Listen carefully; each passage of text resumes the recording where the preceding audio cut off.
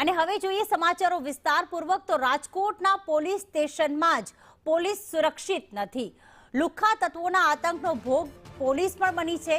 લુખ્ખાથી બચવા પોલીસે દરવાજા બંધ કરી અને સંતાવવું પડ્યું હતું। પ્રદ્યુમનનગર પોલીસ સ્ટેશનમાં લુખ્ખાઓએ ધમાલ મચાવી। અરજીના કામે બોલાવેલ સાદારની પૂછપરછ કરતા ધમાલ મચી ગઈ હતી। સાદાર અને તેના પિતાએ પોલીસ સ્ટેશન બાનમાં લીધું હતું। જેલમાં જઈને આવ્યો છું, મને કોઈની બીક નથી તેવું તેણે કહ્યું। પુત્ર અને પિતા સામે ફરજમાં રૂકાવટ સહિત હેઠળ ગુનો નોંધવામાં આવ્યો છે, પરંતુ અહીંયા સામાન્ય નાગરિકનું શું, જ્યારે પોલીસ સ્ટેશનમાં માત્ર અરજી માટે પૂછપરછ કરવા માટે બોલાવવામાં આવ્યા અને તેમણે દાદાગીરી કરી આખું પોલીસ સ્ટેશન બાનમાં લીધું હતું। હદ તો ત્યારે થઈ કે પોલીસ સ્ટેશનના દરવાજા પોલીસે બંધ કર્યા અને પોતે સંતાઈ ગયા હતા। એટલે કે અસામાજિક તત્વોનો ભય કે ડર માત્ર આમ જનતામાં નથી, પરંતુ અહીંયા પણ પોલીસ ડર અનુભવી રહી છે। એટલે કે લોકોની સુરક્ષાના વચન આપતી પોલીસ જો પોતે અસુરક્ષિત હોય તો આમ જનતાનું શું થશે? ગુજરાતમાં સામાજિક તત્વો બેફામ બન્યા છે, કાયદાનો ડર નથી, એનું આ જીવતું જાગતું ઉદાહરણ કહી શકાય, કારણ કે અહીંયા પોલીસ પણ તેમનાથી ડરી રહી છે।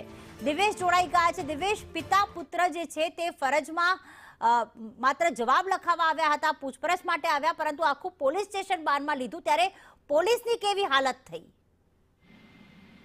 ચોક્કસ પ્રીતિ, વાત કરવામાં આવે તો રાજકોટ પોલીસ માટે શર્મજનક વિષય છે તે કહી શકાય। હું તમને સીધા જ દ્રશ્યો બતાવીશ પ્રનગર પોલીસ સ્ટેશનના, જ્યાં એક પિતા પુત્ર છે તેના દ્વારા ધમાલ મચાવવામાં આવી હતી। પોલીસની કામગીરી પર પણ સવાલ છે તે ઉઠી રહ્યો છે, કેમ કે જે આ પિતા પુત્ર છે તેના દ્વારા જે પોલીસ છે, પીએસઆઈ છે, જેના ભેગો કોન્સ્ટેબલ હેડ કોન્સ્ટેબલ હતા, તેને બેફામ ગાળો દેવામાં આવી હતી અને ધાકધમકીઓ દેવામાં આવી હતી।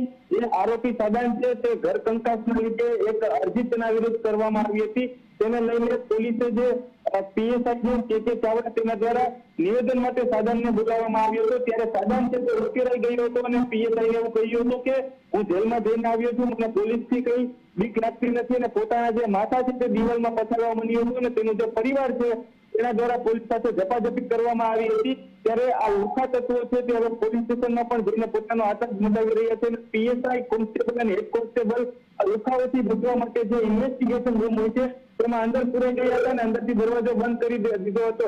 તો જ્યારે પોલીસ સ્ટેશનમાં પોલીસ જ સુરક્ષિત નથી તો આમ લોકોની શું હાલત થતી હશે તે સૌથી મોટો સવાલ છે, કેમ કે રાજકોટના બિન પ્રતિબંધિત લુખ્ખાઓનો આતંક છે તે વધી રહ્યો છે।